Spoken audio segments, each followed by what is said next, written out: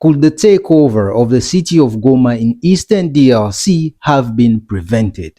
This is a brief recap and more details with probably a completely different take from what you've heard about the situation that led to what is currently happening in Goma, Eastern DRC. You see, like a free kick outside the box, we all stood there. We saw the rebels walking to take it against DRC with almost no defensive wall to protect the country's territory. I mean, we are talking about a country that is ranked number 6 with the largest military in Africa, with an estimated 207,000 active personnel. However, that could not prevent the loud melodies of guns from playing in Ruchuru, Bunagana, Kinshasa, Masisi, Minova, Sake, and more, and now Goma has fallen. So the question remains, could this have been prevented? And let me add another question. How come some top officials did not lose their jobs the moment Bunagana fell under rebel control? Let's start with this piece of information. It is alleged that during a meeting between leaders, President Tshisekedi was asked to clarify whether M23 rebels were Rwandans or Congolese. And the president said they were Congolese, and this is according to 3 heads of state who were present at that meeting. You see, this public revelation rubs some people the wrong way because many believe the rebels are not Congolese but Rwandans. However, President Felix Tshisekedi has publicly stated on many occasions that he does not want to negotiate with M23 rebels because they are backed by Rwanda and Uganda. This accusation has also been backed by the US, France, Belgium, the UN, and others. In fact, it seems like the current administration in Kinshasa does not believe in the existence of M23 rebellion. They perceive it as a direct attack from Rwanda and Uganda. Now, M23 was militarily defeated by the previous president Kabila in 2013, and the peace agreement was signed. But here is an interesting story. When M23 took over the city of Goma in 2012, Kabila's immediate reaction was to order his troops to withdraw from the areas to avoid any direct confrontation that would have led to the loss of many lives. But to be fair, Kabila had a military background, whereas the current president Tshisekedi is a civilian. Look, it was a tough decision, especially for someone in his position. A man whose critics always claimed he was Rwandans, but whose supporters claimed he was the biological son of the former president Mzee Laurent Désiré Kabila. Now, in an historic moment for the country, Kabila peacefully handed power in a controversial election to President Tshisekedi. He gave him a country that was free from M23. However, the group resurfaced in 2022 under President Tshisekedi's leadership, entering DRC from Uganda and occupying the bordering town of Bunagana while claiming the Congolese government did not respect their agreement and demanded to negotiate. Fast forward to 2023, a man named Corneille Nangaa, the former election chief who orchestrated the heavily criticized vote that proclaimed Mr. Tshisekedi president. He suddenly decided to create his own rebel group called AFC, which stands for the Congo River Alliance, with the goal of overthrowing President Tshisekedi's administration because of bad leadership. And as the saying goes, the enemies of my enemies are my friend. Therefore, he met with M23 officials in Nairobi to form a coalition against the Congolese government, and both parties sealed the deal with a public statement to confirm the alliance. However, the fact that it took place in Nairobi, Kenya was seen by Kinshasa as a stab in the back from Kenya. But it is important to note that there were no Kenyan officials to that meeting. So President Ruto directly responded to DRC's criticism about the meeting taking place in his backyard by saying, Kenya is a democracy. We cannot arrest anybody who has issued a statement. We do not arrest people for making statements. We arrest criminals. Even though I think the Gen Zs might disagree, but we listen, we don't judge. But there was a small problem with timing because this took place at a time when there was, I guess, miscommunication regarding the role of the East African Community's forces who were invited in Eastern DRC. Look, these forces' mandate was to oversee the withdrawal of the estimated 100 and plus rebel groups operating in the region, but Kinshasa wanted them to engage in a direct battle. Now, the question becomes, who in Kinshasa authorized and signed the paperwork without reading but agreed with the mandate? Because it's not like it was changed the moment the troops landed. So as a result of not taking the military approach and a smear campaign that followed claiming the EAC forces were now in bed with the rebels, their mandate was not renewed and they were asked to leave. It seems like the Tshisekedi's administration approach in this crisis is, if you believe we are being attacked, you must fully get involved militarily or impose sanctions against our attackers. And anything less than that is not acceptable. Demanding and wanting more from their Western partners like the US, France, Belgium, the UN, and more, but most of them are not willing to do that. Only SADC forces through South Africa who send troops to engage directly with M23 and AFC. By the way, on TikTok, there is one of the AFC's representative who's also a former active member of President Tshisekedi's political party. He is on TikTok every day exchanging with their supporters from all across DRC, mainly in Lingala, Kiswahili, French, some of the languages I'm fluent in, but there are also guests who speak all the many languages from the country. Now, in these sessions that can go on for hours, he defends their reasons for picking up weapons, he updates their supporters and answer questions, and recently, they've started recruiting members for their political party. So whenever I get a chance, I listen to those who support them and those who are against them and their reasons to get a full picture of what's going on.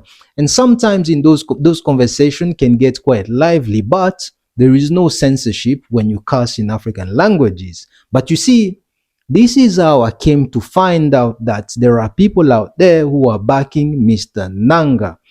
This feels like 1997 on repeat, but back to the story. Look, I find it weird that some people out there are making videos acting surprised to see the people in Goma celebrating the arrival of M23/AFC. I mean, what do you expect them to do? Or should I ask, what would you do? What is it you do not understand about people cheering and clapping for the new sheriff in town?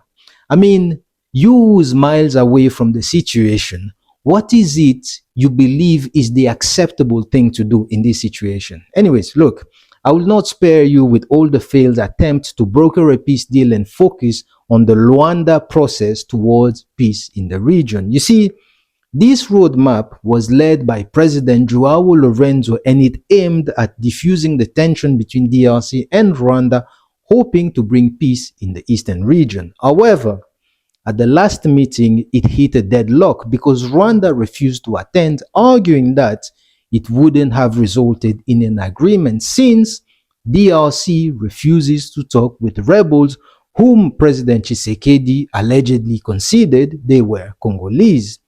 This implies that peace cannot be guaranteed unless all parties are involved in the peace talk. However, DRC argues that they only want to talk directly with Rwanda because they accuse them of backing the rebels. Which brings us to the current situation in Goma. Listen, in my whole life, I have never seen such an intense battle in the region on social media to try to control the narrative. Look, some people were claiming the city was already under M23 control, while others were claiming the opposite, but both parties had the images to back it up. Enough to confuse you if you blink twice.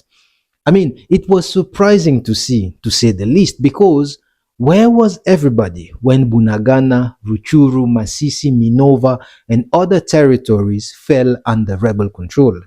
Where was all these UN Security Meeting Council? Where was this sense of emergency from the government?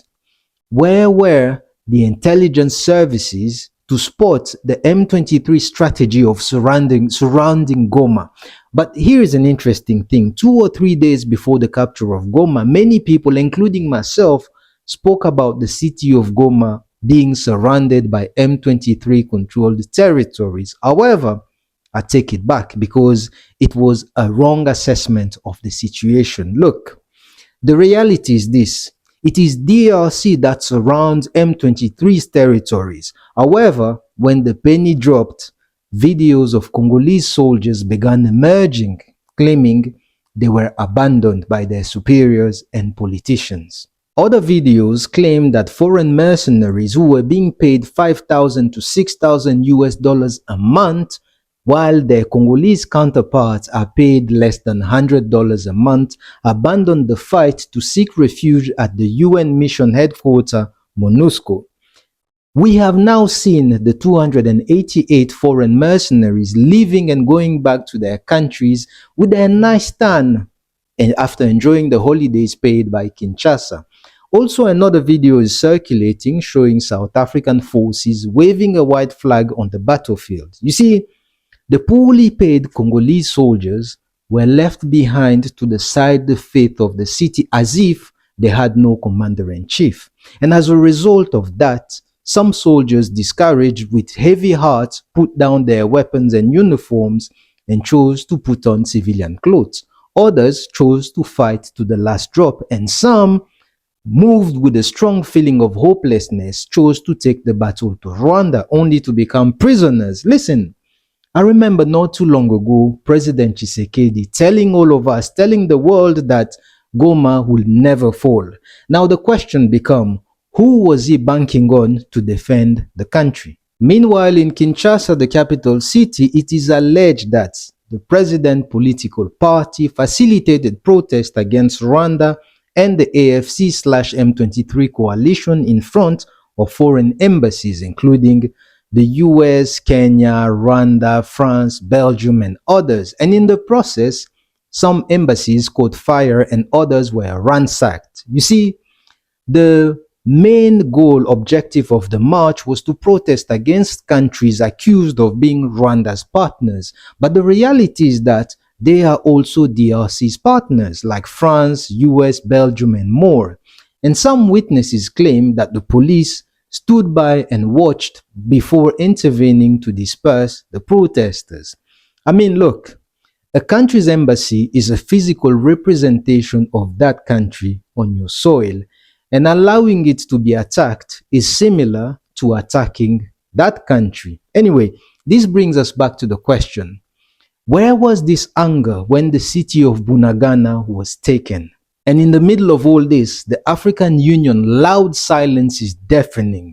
The UN Security Council hypocrisy is so strong that Christian Dior should turn it into a perfume. I mean, how can some member countries sit there to condemn the illegal exploitation of DRC's mineral resources when just recently the Congolese government estimated that there are over 547 clandestine companies unlawfully operating on their territories, which naturally fuels the economies of countries now condemning the practice.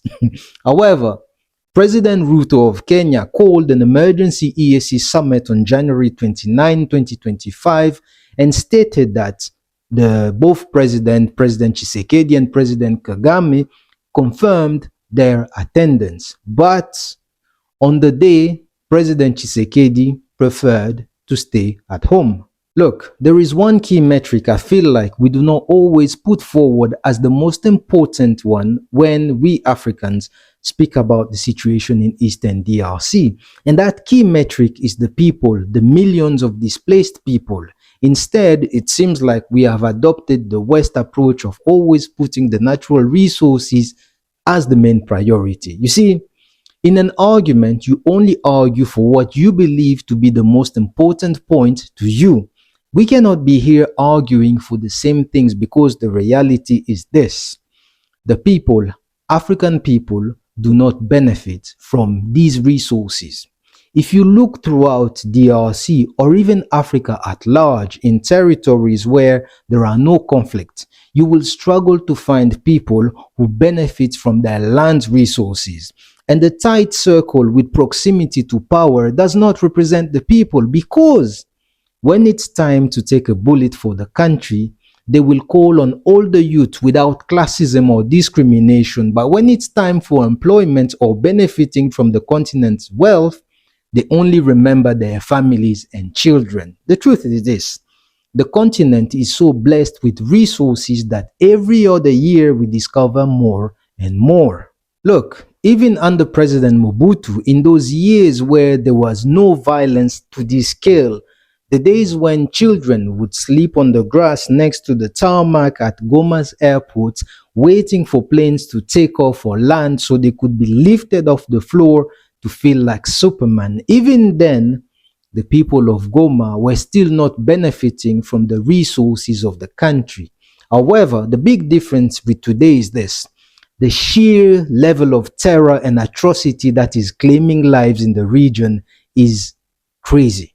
And it's always the same people who suffer, those without the means to pay for their way out or drive out of the conflict zones, those who are forced to walk for months, weeks, days looking for shelters. And if they are lucky, they will carry the essential of their lives in small bags on top of their head. Others, however, only have enough time to escape with nothing but the clothes on their backs.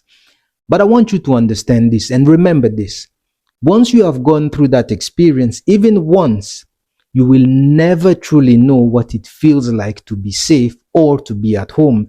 Even if you return to that physical location, it will never feel at home.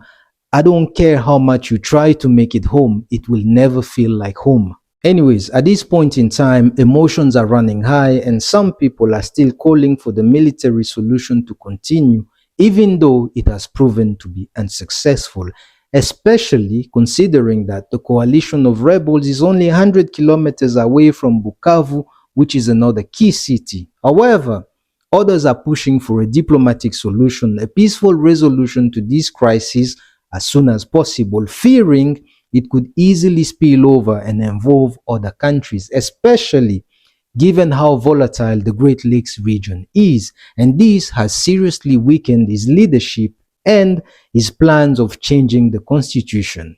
Even his address 2 or 3 days after Goma fell under the rebel felt flat and out of touch, and without going into much criticism about him enjoying his life while slowly losing a battle in the eastern part, the president has failed politically, diplomatically, and worse, militarily.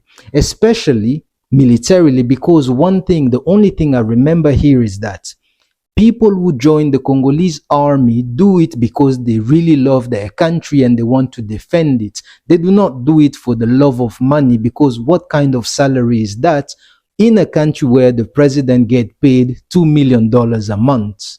Anyways, this was just to bring you up to speed. Now, regardless of whether you believe the coalition of rebels have a legitimate claim or not, what are your thoughts on finding a lasting solution for the people's sake? Because clearly this cannot continue. Also, do you think at some point President Tshisekedi will accept to negotiate, or will he continue with the military approach?